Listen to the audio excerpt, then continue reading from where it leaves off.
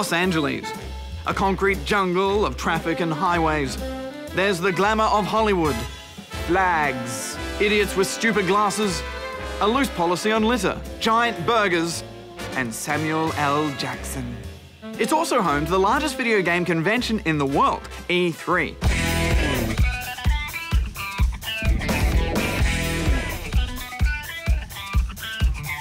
This year, we sat down with over 50 game developers. Such a huge reception around this one. We played with all the new tech and Samuel L. Jackson.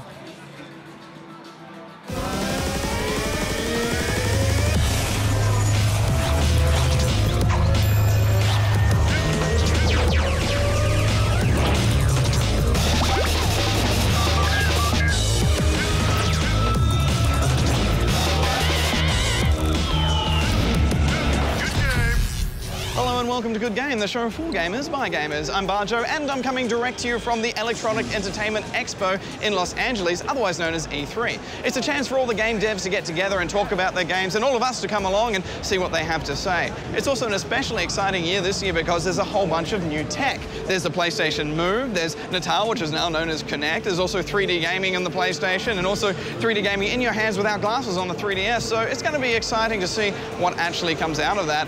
I think we should get amongst it.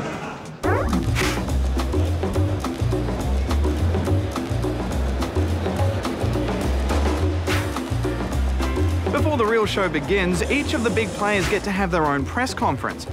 Sony, Nintendo, Microsoft, Ubisoft, Electronic Arts.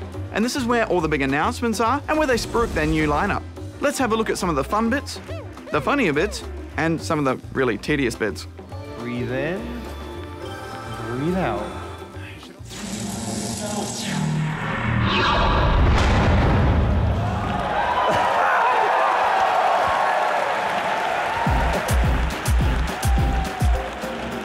But it's looking at the tip of my sword. And you fly around, you just tilt the Wii remote to control it. And you can see that the scenery in the game this time is very beautiful.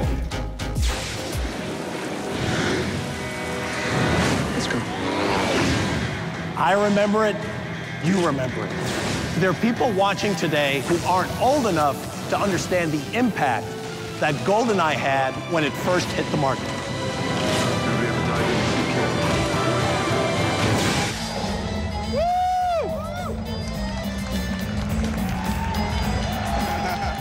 We have installed the 3D depth slider to adjust the 3D effect.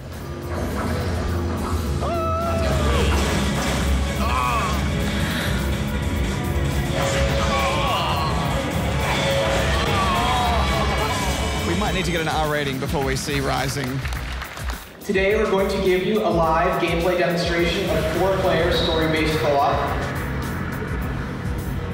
In Fable 3, your journey leads you from revolutionary to ruler and beyond with the choices and responsibility that power brings.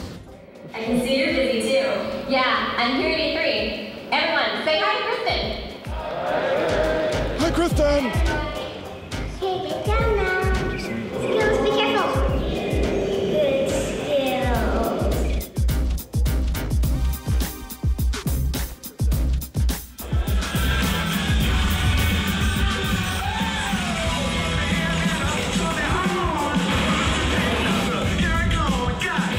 This isn't content that was merely adapted for 3D. It was created for 3D. PS3 is the only platform with native 3D gaming.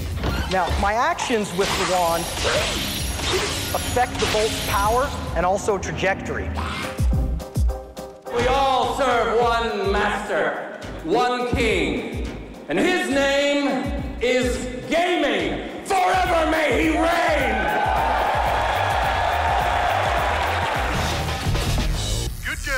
One of the big innovations of this year's E3 is motion gaming. Microsoft have Kinect and PlayStation have the PlayStation Move, but who are the games going to be for? Is it going to be for the hardcore or just casuals? And is that necessarily a bad thing? Let's find out. So there's 3 big pieces to the technology. First one is our full body tracking. So, you know, anything you do with your body, your character's instantly gonna do it in game. And I don't know if you've ever seen those toys where you've got like 1,000 metal pins. and you put your hand into it, and it gives you like a 3D look of your hand, and that's what the sensor does for the entire room. And so then we can see out of everything in the room, what is the person playing, and then use their motions to control things inside the game. We've also got all of our great voice technology, so it's got a nice microphone in the sensor that will allow you to talk to characters in game. Get up. Hey, pants. Control movies with no remote control. You can just say, hey, Xbox, play movie. Now all of a sudden you're actually interacting with these experiences in a way that's very natural, with your body, with your voice, just like you do with people in the real world. The third thing for sure is our Kinect recognition system. When you walk in front of the sensor, automatically sign you into Xbox Live because it knows who you are. So I've just come out of playing a bunch of the Kinect games, and you know, when I originally saw it, it definitely, you could see a video delay, but when I was playing it, it wasn't there. It was actually very intuitive, and I was finding myself kicking and moving things without even thinking about it. So it's quite impressive technology.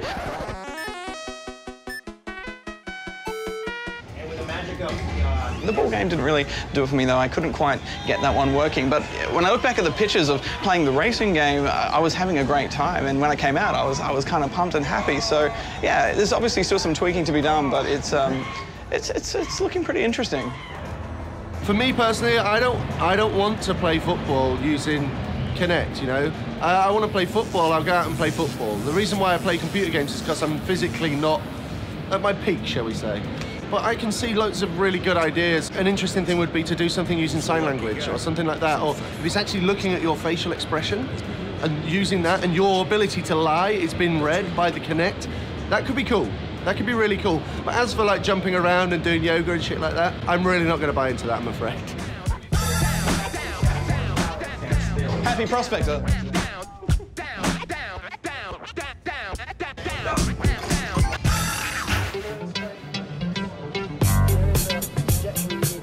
The PlayStation Move has buttons, which are critical to precision.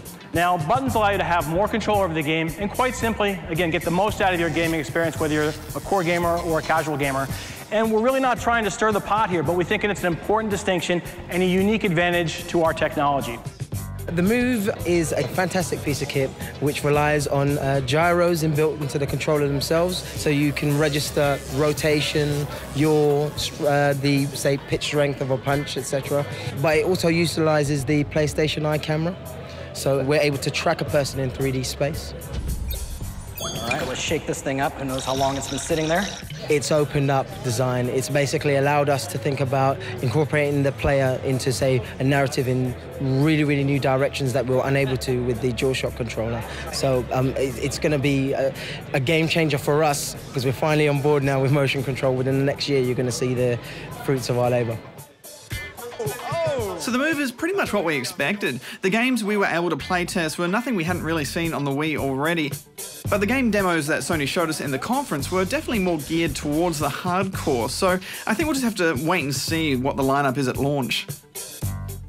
Game companies understand that they need to be able to have that twitch mechanic, they need to be able to have people that play shooters. I mean, the people who play the games are going to call out for what they want, and I'll bet the controllers just start to be able to respond to that beautifully over the next couple of years. You know, what we've discovered, especially in the open world genre, is that it's incredibly difficult to incorporate a lot of those elements right now. You know, these are fairly intense games where, you know, a controller is pretty, it's a necessity, you know, to get through what we're doing here. But I have no doubt that, you know, in the future, moving forward on future titles, you know, all these, all the motion sensor stuff is going to be a big part in terms of how we approach games. I owned a Power Glove when I was little. You know, I tried all the, you know, right, everything that, that came out before that tried motion gaming.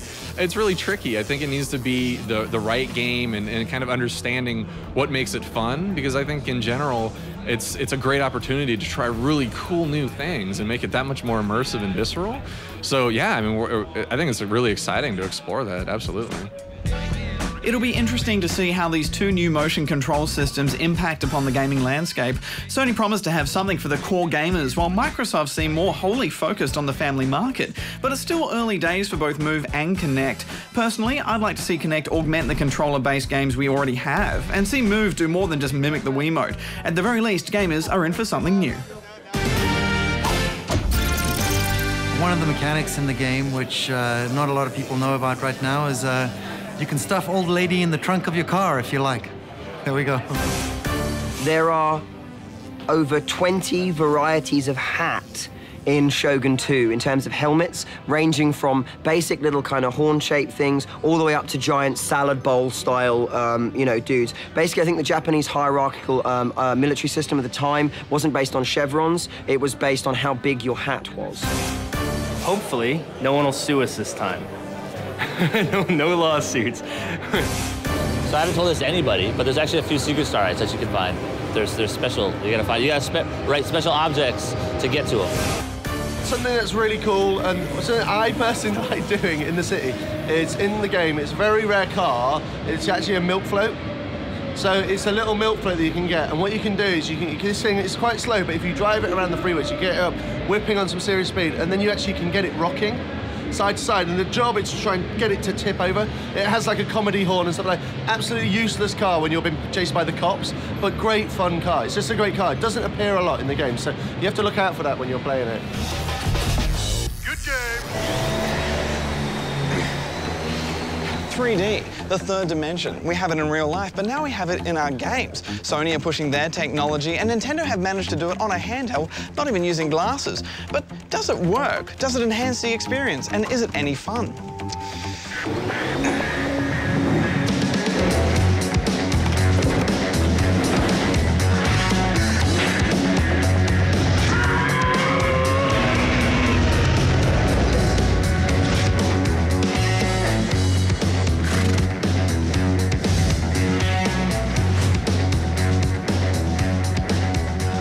Xbox is a fully capable 3D console today. It's not our primary focus because the market demand for 3D is pretty small. We have enabled every PS3 through a system software update to be your 3D entertainment hub and to drive your 3D entertainment. With 20 titles created natively in 3D coming by the end of March 2011. I think it's definitely something that brings people, kind of immerses them in the world. I don't think it's going to necessarily completely change the gameplay you're going to play, but I do think it's going to be an extra level of enhanced of kind of immersion. So yeah, it's a good trend. Like all hardware, we're there and we're supporting it, and we have no idea how the end product is going to be, how all these things are going to sell. But it's exciting for the nerd in me to make 3D games. We'll see where we are in a couple of years. If you want to have a game in 3D, you've got to know about it almost from the beginning. The reason for that is a lot of the effects that we use, like the smoke from the tires and so on, we use a technique that's very efficient, which uses flat-facing objects, basically. And if you try and put those into 3D, it looks awful. It looks absolutely awful. So you have to know about it right from the beginning. But I'm absolutely a fan of 3D. As long as the TVs are good enough, as long as the refresh rates are fast enough that they don't flicker, then I'm all for it. Well, I think it's certainly a direction that people are going to start going. The PlayStation 3 version of Mortal Kombat is going to be 3D. You know, it certainly makes for a more immersive visual experience because we have different planes that can kind of jump out in front of the players. We're extremely interested in 3D and the new possibilities that opens up, specifically with Sonic. One of the challenges has always been playing from a forward view, that it's hard to know how far you can jump. It's hard to judge distances. And so, you know, 3D technology may open up possibilities for Sonic in which it's possible to do more platforming more easily from a forward view. It remains to be seen how the technology develops. Certainly we're keeping a close eye on it, and we're seeing how far it can go. We've actually, to kind of give you guys a bit of a scoop, we've had a prototype 3D Total War running at one point, just to see if we could do it, and we could. It's interesting, so we'll see where it goes, really. We'll just see where it goes. The technology has to mature. I believe that it will only really, if you will, explode if the manufacturers are actually behind this. Because right now, it's all in the hands of the developer. You know, it's a developer's problem. You have to develop the technology, and when you're doing 3D, you have to double the rendering, the double rendering pass for the game to actually being able to see it in 3D, and that's costly you know, in terms of graphic qualities. So I think that until we see the manufacturers actually have, built-in 3D technology within their console, I think it's still going to be a little bit of a struggle for developers to come up with 3D as, you know, a main feature. One thing that we've always kept in mind is the fact that we have to have 60 frames per second to support 3D. So we've always kept that as our minimum frame rate. However, the sacrifice we have to make is going to be on the capabilities we have on split screen, right? So 4-player split screen probably is something we're not going to be able to support, and then regular split screen is still kind of up in the air whether we can hit that or not, but there are sacrifices with 3D. Well, one of the things that we're doing, we're running MotorStorm in 2D at 1080p, so that's full HD. And what that allows us to do then is to step back to 720p for the 3D. So in a way, you're kind of still getting the same MotorStorm experience, but now you get the 3D in 720p, and then you get the 2D experience in 1080p. So. I think it's coming up pretty hot. It seems like everybody's doing it. I've heard great things about the 3DS. I haven't got to see it myself, but I'm excited about that. But yeah, I don't know. I think it's the next logical step. I mean, movies are doing it. They seem to be pretty successful there. So I think we're going to, obviously, as an industry, explore what 3D can do for us.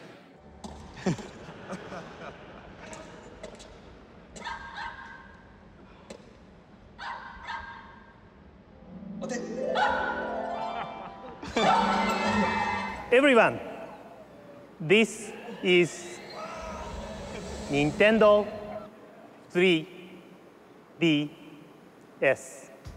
And yes, it will show you full 3D graphics without the need for special glasses. Sorry to keep you waiting. One of the big talking points at this year's E3 is the 3DS, the new Nintendo console, which has 3D on the screen without glasses, and that's a pretty big deal. It's also got an analog stick and 2 cameras on the other side, so you can take 3D photos, and there's talk of 3D films coming to it as well. Hopefully we'll see that in Australia, but yeah, it's interesting, so let's give this a go. The first time I saw it, I think I had the reaction a lot of people do, which is, oh, this works, this is amazing, it's real 3D without glasses. I think that for us, we've always done very, very well on the DS and handhelds in general. So it's a very, very good thing for us that it looks very nice piece of hardware and the market's going to be there for us. I think more broadly as a game designer, I think a lot of the features that they've spoken about in terms of the hardware in there, not just the 3D tech, will enable us to do more and more interesting things. For the camera, for example, being able to take a picture of yourself and it will make you a sim because it's a 3D camera now. So that's really kind of cool, and you go straight into the machine, and the online features as well. So this little slider here is what adjusts the 3D, so you can make it completely flat, and it's quite impressive when you first look at it. We can't really show it to you because it's not something that really will translate on screen, but it does jump out at you, and once you find that sweet spot, it's yeah, it's interesting. With Metroid Other M so close to completion, we've been putting all our energy into that project. So to be honest, I didn't actually know much about the 3DS until I started to learn about it here at this E3. But I have to say that it looks like a very impactful piece of technology. It communicates a pure 3D joy when people play with it for the first time. So certainly I think people are going to be able to make some very interesting games. Now, if I were to make a Metroid on 3DS, for example, I would have to think about how to leverage this technology to create an experience you could only have on 3DS, and yet also feel very much like a Metroid game. So whenever this project starts to settle down, I'll start to think about it. One of the advantages of the 3DS is that it also has this tube which connects directly to your stomach, which provides sustenance in those long hours of gaming.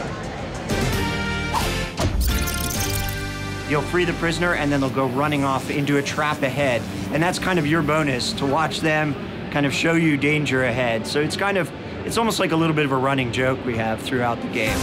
There's one section to the demo where you're on the beach and you take cover behind a crate of crabs, and this drone comes along and starts shooting the crabs, and they all go up in the air, and I keep wanting to say, hey, we're having crab for dinner, right? So that's pretty entertaining. In our game, we have a female version of a well-known male supervillain. Okay, so we're really pleased to announce that in Little Big Planet 2, Sackboy will have brown pants. Where's Creepy Milo? Milo is, he's safe and sound. back in England. No, he's, you know, the Milo project was something that Lionhead Studios in their labs had developed. You know, last year we unveiled the Project Natal technology. We showed a bunch of technology demos as part of that, and obviously that's a tech demo and technology that continues to exist, but right now it's not a game that we're planning to bring to market. Ah, delicious fruit. You don't want any fruit. I do want some fruit. This is not the fruit you're looking for. But it's excellent fruit. No, go on about your business. Find your fruit elsewhere. I've got a sore neck today. It's not from playing motion games with the fitness level of a sweet potato. It's because as you walk around the show floor, you just see all these new games and you're constantly looking left and right. It's like, oh, and you want to go play them, and you can. And you can also talk to the game developers behind it, and here are some of them.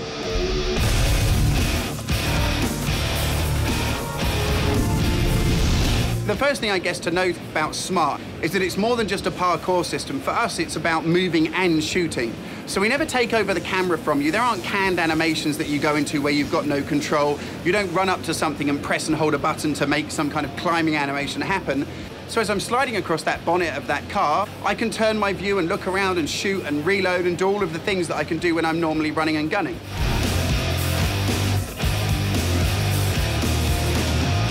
Got a problem, and I believe you might be the man for the job. This is the first new IP that id Software has done in over a decade.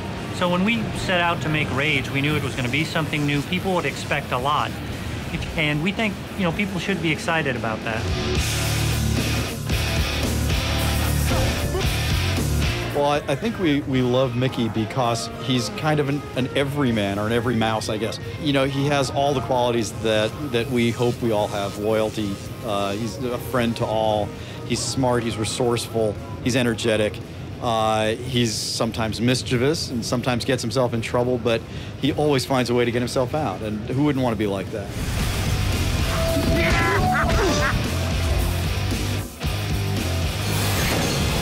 We went into like Double Dragons, and also you will see little references to Street Fighter, for instance, but many other ones. Some of them I don't even know, but the development team like put so much details into this game. That's crazy. You may have seen also other levels with like a guitar battle, like in Guitar Heroes, for instance. So not only 80s games, but also most recent ones.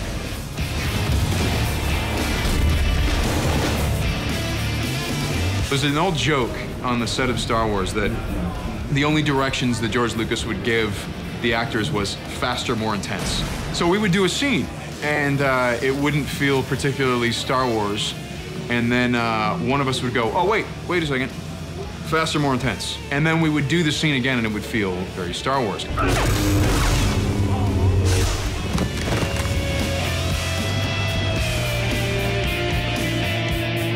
One of the main complaints that hardcore gamers had was lack of D-pad controls, and so I mean that was one of the day one things that we fixed right after shipping the game. We're like, all right, let's get this done, let's fix it. So you just pause the game and you can switch between stylus or D-pad controls.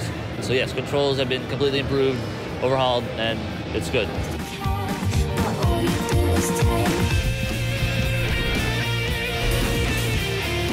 Always been about the soldier story, and so when we got in touch with these tier 1 operators and started hearing about these guys and spending time with them, and they're just absolutely just fascinating individuals, and their story has never been told this way, and so we just focused on that, and the more we worked with them, the deeper we got into their world and their community, and again, it's a community that deserves to be honored, and so that's what we're setting out to do.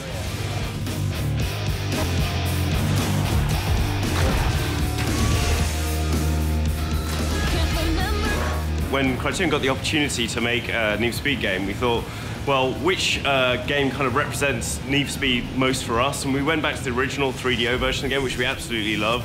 Had this amazing exotic cars, beautiful locations, and obviously you got chased by the cops. And so the hop suit angle take on Need for Speed felt like the prime candidate for us to kind of give a bit of a reboot to and give a bit of a Criterion magic, add a little lap to it.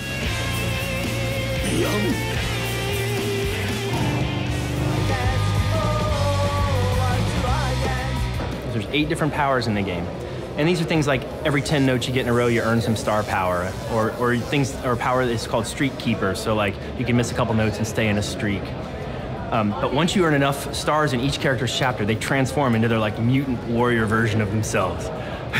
So Johnny Napalm turns into, from his, he's a punk rocker with a mohawk, he turns into this blue metal goblin guy who can teleport on stage. When you've assembled all of your warriors together, all 8 of them, you can then go after the legendary guitar and then battle the beast.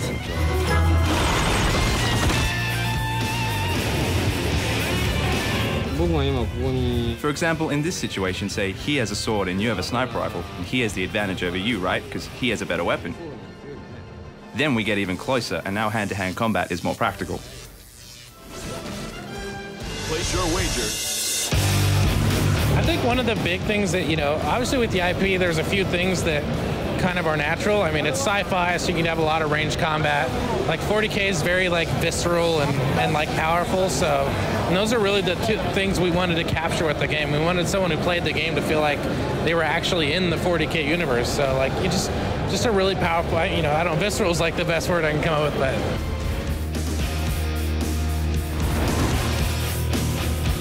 Open world, sandbox type of game is very complicated. We have lots of systems going on. It's very emergent, but it's also all entirely systemic. So when you need to network that, you need to work on the technology. And then we also wanted to make sure we had our narrative part right, because in our universe, we try to justify everything.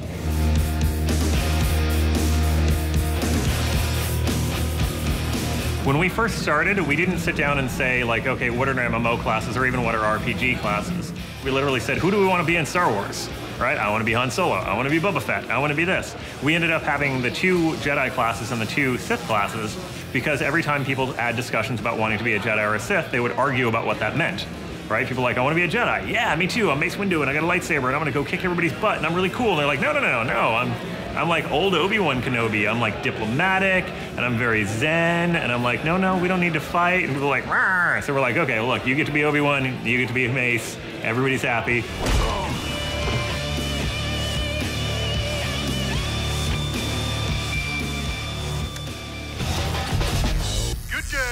Thanks for watching our E3 2010 special. Hex and I will be back in the studio next week with all our regular shenanigans, but for now, Bajo out.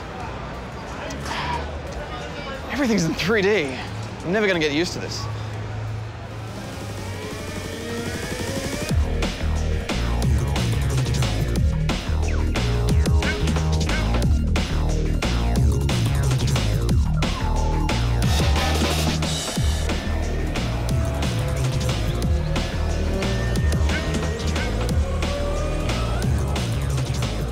Prepare for combat.